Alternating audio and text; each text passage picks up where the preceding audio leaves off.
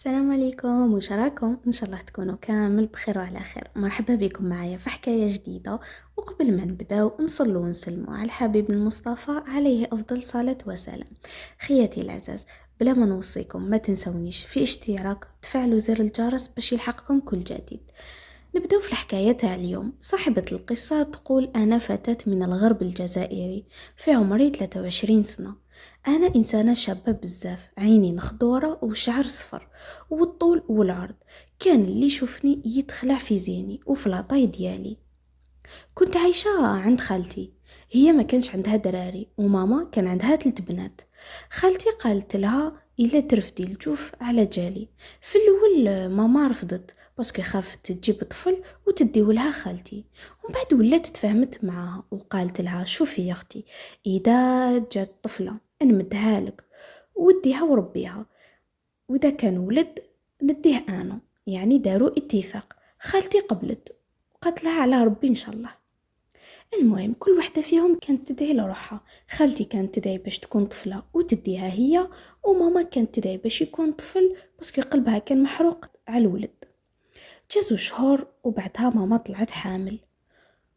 زادوا صبروا يامات وعرفوا باللي طفلة. كانت خالتي بزاف فرحانة وغير توجد باش تستقبل المزيود تاعها. زيدت ماما وجابتني انا وداتني ديريكت عند خالتي من السبيطار، وماما نفست عند خالتي الاخرى. ما نكدبش عليكم، خالتي كانت مفشتني بزاف وكانت تشري لي غير الحاجه العزيزه. سورتو هي خدامه، كانت دراهمها كامل تصرفهم عليا انا. كانت تقول لي: صح انا ربيتك، بصح يشهد ربي عليا راكي كيما بنتي وحاجه ما تخصك. وصح كانت حاجه ما تخصني معاها.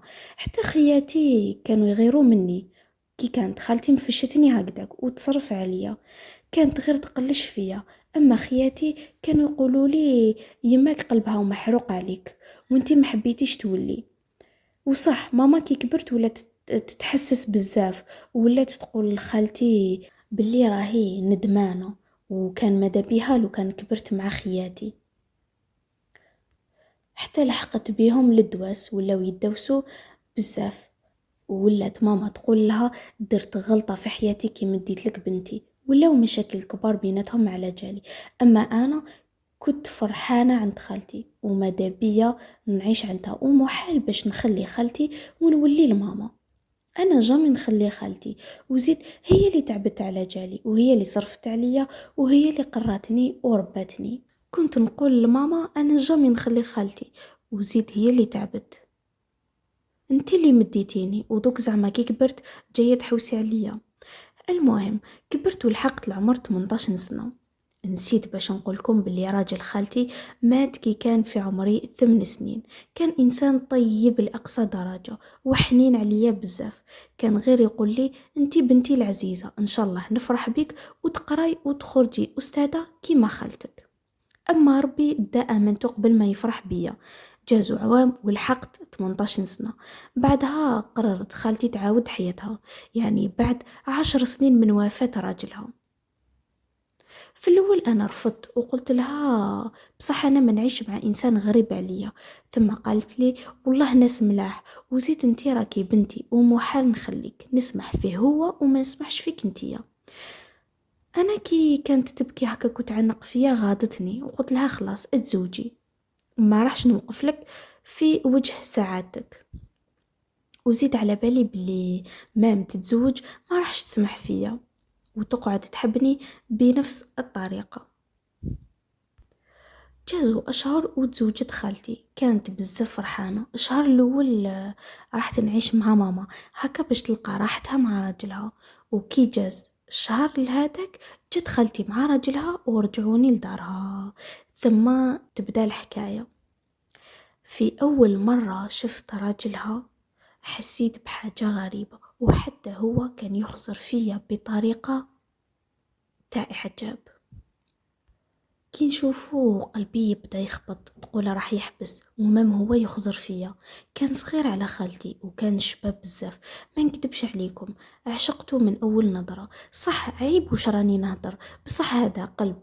بعدها لحقنا للدار وقعدنا نقصرو كيف كيف وانا غير نخزر فيه، وجازو يامات وشهور وانا نعشق فيه. غير مبعيد، وخالتي غير فرحانة كي رانا متفاهمين. المهم خطرة راحت خالتي تقضي، وقعدت أنا وهو في الدار وحدنا، وأنا كنت في الكوزينة نوجد في الفطور. جا ليا وقال لي الوقت راح تبقاي مخبية الحب ديالك. أنا تما تخلعت وحشمت. حتى قال لي حتى أنا راني نحبك ونموت عليك. ودنا ليا وغلطنا هذيك الغلطة. أنا ما كنتش قادرة نتحكم في مشاعري، أما هو كان يستغل فيا. شافني في سن المراهقة واستغل الفرصة. ما كنتش قادرة نتحكم في مشاعري إطلاقا. مور هذيك الغلطة أنا رفدت روحي ورحت عند ماما. ما قدرتش نشوف في وجه خالتي. في لحظة ضعف درت غلطة، بعدها فقت بحجم الكارثة اللي درتها. رحت عند يما وأنا محطمة نفسيا، وعرفت باللي غلطت غلطة كبيرة.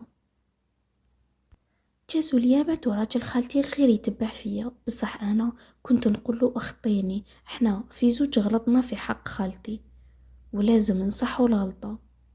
حاول يقنعني باللي هذاك حب وباللي هذاك شي عادي، أما أنا لا، كنت رافضة رفض تام إنه نكمل معاه.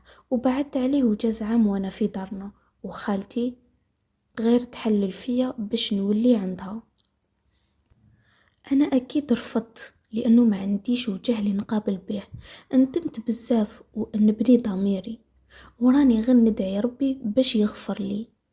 تحطمت حياتي ومستقبلي، دوكا نسي نركز على حياتي وننسى الحكاية. إن شاء الله برك خالتي تغفر لي. هنا تكون خلصت الحكاية ديالنا، لحقنا لنهاية القصة. هي قصة للعبرة، وهنا نعرفوا باللي اللي ما يتبعش شرع الله هو الخاسر. يعني خالتها ما كانش لازم تخلي بنت خطها، ولا يعني بنتها اللي كانت تعتبرها بنتها معاها في الدار مع رجل غريب. أما انتوما خلوا لي آراءكم في التعليقات. باي باي.